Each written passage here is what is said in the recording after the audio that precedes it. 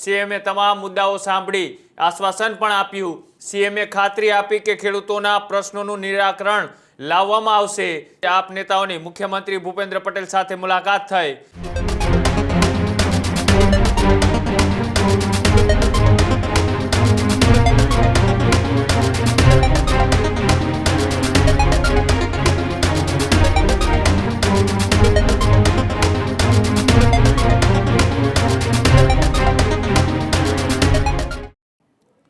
સમાચારોમાં આગળ વાત કરીએ કે આમ આદમી પાર્ટીના નેતાઓએ રાજ્યના મુખ્યમંત્રી ભૂપેન્દ્ર પટેલ સાથે મુલાકાત કરી હતી। ગોપાલ ઇટાલિયા, ચેતર વસાવા, ઈસુદાન ગઢવી સહિતના આમ આદમી પાર્ટીનું પ્રતિનિધિત્વ મંડળ છે એ રાજ્યના મુખ્યમંત્રીને મળ્યું હતું અને સાથે જ આપ નેતાઓની મુખ્યમંત્રી ભૂપેન્દ્ર પટેલ સાથે મુલાકાત થઈ અને સાથે જ આમ આદમી પાર્ટીના નેતાઓએ મુખ્યમંત્રી સમક્ષ ખેડૂતોની 11 માંગો છે તે મૂકી। સીએમએ ખાતરી આપી કે ખેડૂતોના પ્રશ્નોનું નિરાકરણ લાવવામાં આવશે। સીએમએ તમામ મુદ્દાઓ સાંભળી આશ્વાસન પણ આપ્યું। જે રીતના આમ આદમી પાર્ટીએ ખેડૂત, પશુપાલક અને જે બીજા અન્ય મુદ્દાઓ છે તેને લઈ લડત આપી રહી છે, આ મુદ્દાઓના નિરાકરણ માટે તેઓએ રાજ્યના મુખ્યમંત્રી ભૂપેન્દ્ર પટેલનો સમય માંગ્યો હતો અને તેમની સાથે મુલાકાત બાદ આમ આદમી પાર્ટીના પ્રદેશ પ્રમુખ ઈસુદાન ગઢવીએ આગળની રણનીતિ અને જે મુલાકાતોની અંદર જે ચર્ચા થઈ તેને લઈ શું કહ્યું, આવો તે પણ જોઈએ। મિત્રો, ખેડૂતોના મુદ્દાઓને લઈને આમ આદમી પાર્ટી છેલ્લા 2 મહિનાથી વિવિધ સ્તરે આંદોલન ચલાવી રહી છે, મિટિંગો કરી રહી છે, મુદ્દા ઉઠાવી રહી છે।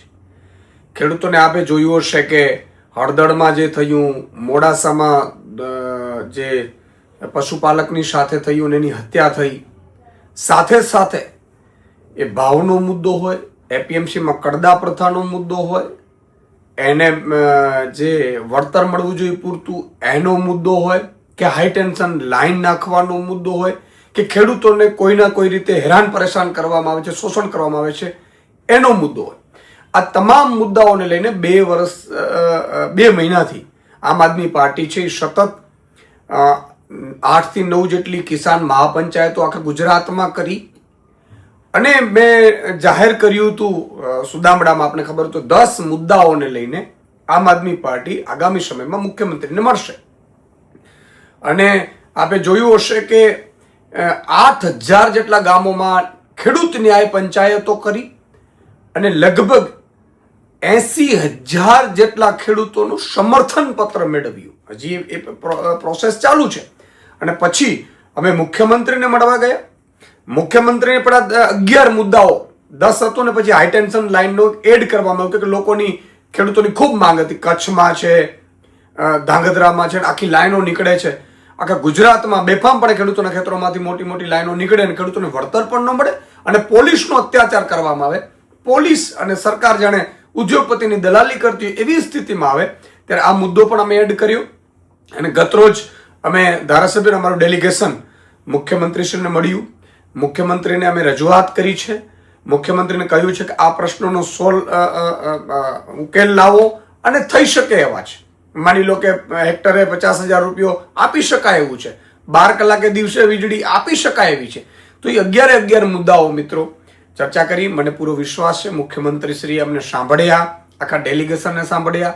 મુખ્યમંત્રીશ્રીને એ પણ કહ્યું કે બધાની પાસે સમય ઓછો છે એટલે ભગવાન આપણે સારા કામ કરાવડાવે સારા, અને મુખ્યમંત્રીશ્રીએ ખાતરી પણ આપી છે કે આ પ્રશ્નોનું નિરાકરણ પણ લાવશું અને અમને સાંભળ્યું પણ ખરો। એ માટે હું ખેડૂતો વતી, ગુજરાતના ખેડૂતો વતી મુખ્યમંત્રીનો આભાર પણ માનું છું। પણ સવાલ એ છે કે આ 11 મુદ્દાઓ જો ઉકેલ નહીં કરવામાં આવે આગામી બજેટ સત્ર સુધીમાં, તો મેં એમને કહ્યું છે બજેટ સત્રમાં સુધીમાં જો આ ઉકેલ નહીં આવે ખેડૂતોના પ્રશ્નનો તો સડકથી લઈ અને સદન સુધી, વિધાનસભા સુધી આમ આદમી પાર્ટી ફરીથી આંદોલન ચલાવશે અને જન આંદોલન પણ ઊભું કરીશું।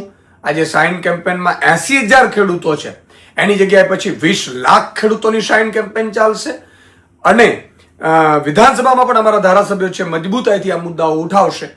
અને પછી એક જ વસ્તુ રહેશે કે જો સરકારને અમારે તો કામથી મતલબ છે, અમારું વિપક્ષ તરીકેની ભૂમિકા હતી, લોકોને સાથે લેવાની ભૂમિકા હતી, એક યોગ્ય પ્લેટફોર્મ સુધી પહોંચાડવાનું। આવું કોઈ પાર્ટી અત્યાર સુધી નહીં કર્યું હોય। અમે યોગ્ય પ્લેટફોર્મ સુધી પહોંચાડ્યું પણ કર્યું અને એમને પણ તક આપી છે કે તમારા હાથમાં સત્તા છે, તમે કરી લ્યો।